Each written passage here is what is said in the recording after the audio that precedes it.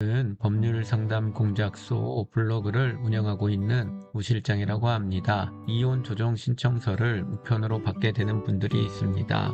보통 이런 상황은 서로가 어느 정도 합의가 된 상황에서 하는 분들도 있고, 또 어떤 분들은 이혼에 대한 동의가 서로 되었는데 아직 합의가 되지 않는 분들도 있고, 또 어떤 분들은 아무런 준비도 없었고 이혼에 대한 언급도 없었는데 갑작스럽게 받게 되는 분들도 있습니다. 이런 상황에서 어떻게 대응을 해야 하는지에 대해서 물어보는데, 오늘은 이 부분에 대해서 알려드리겠습니다. 일단 본인이 이혼을 할 것인지 하지 않을 것인지를 우선 정해야 합니다. 본인은 이혼할 의사가 없다라고 하면 일단 답변서를 통해서 이혼을 원하지 않는다는 의사를 분명하게 밝혀야 합니다. 그러면 조정기일이 지정되는데 그때 나아가서도 이혼 의사가 없다라고 말을 하면 됩니다. 물론 본인이 나가도 되고 변호사가 나가도 됩니다. 그렇게 주장을 하면 법원은 조정 불성립으로 이혼 소송 절차로 넘어가게 되고, 거기서 이혼을 원하지 않는다는 것을 구체적으로 다퉈야 합니다. 이때 답변서는 구체적으로 작성할 필요는 없습니다. 본인이 이혼 의사가 없다는 것만 확실하게 언급하면 됩니다.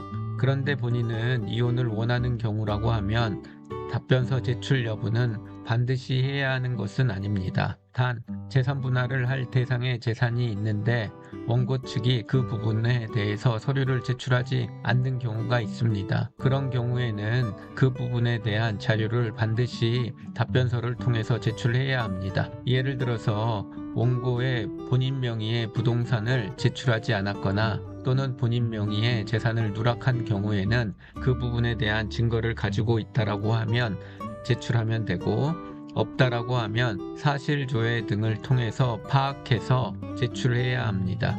그렇게 해야지 조정기일에 그 부분에 대해서 누락하지 않고 조정을 할 수가 있고, 조정관도 그 재산을 파악하고 있기 때문에 그것을 염두에 두고 조정을 할 수가 있습니다. 그와 달리 원고 측에서 모든 재산을 다 오픈했다라고 하면, 그리고 본인이 합의 의사가 있다라고 하면 답변서를 반드시 제출해야 하는 것은 아닙니다. 대신 조정기일에 참석해야 하기 때문에 본인이 받고 싶은 최대치와 최소 이 정도까지는 받아야 한다는 가이드라인을 가지고 있어야 합니다. 조정기일이 좋은 점과 주의해야 할 것은, 조정기일에 참석해서 합의가 되면 그 자리에서 이혼이 되는 것이 큰 장점입니다.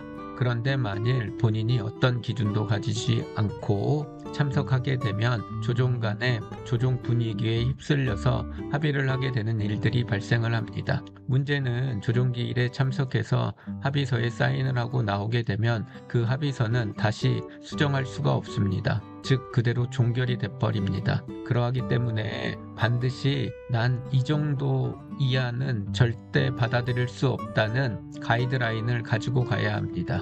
그 이하로 제시할 경우에는 무조건 못한다라고 해야 합니다. 본인이 손해를 보면서 이혼을 할 필요는 전혀 없습니다. 그러하기 때문에 합의가 안 되면 소송으로 가면 된다는 생각으로 참석을 하면 됩니다. 그렇게 해야지만 본인이 손해보는 일이 없어지게 됩니다. 조정기일은 잘 이용을 하면 빠르고 본인에게 이득이 될 수는 있지만, 잘못할 경우에는 손해도 볼 수 있다는 점 꼭 참고하시길 바랍니다. 오늘은 이혼 조정 신청서를 받았을 때 어떻게 대응을 해야 하는지에 대해서 간단하게 알려드렸습니다. 보다 자세한 것은 법률 상담 공작소 블로그를 확인하시거나 저에게 연락을 주시면 보다 더 자세하게 상담해 드리도록 하겠습니다. 오늘도 저의 영상 시청해 주셔서 고맙습니다. 감사합니다.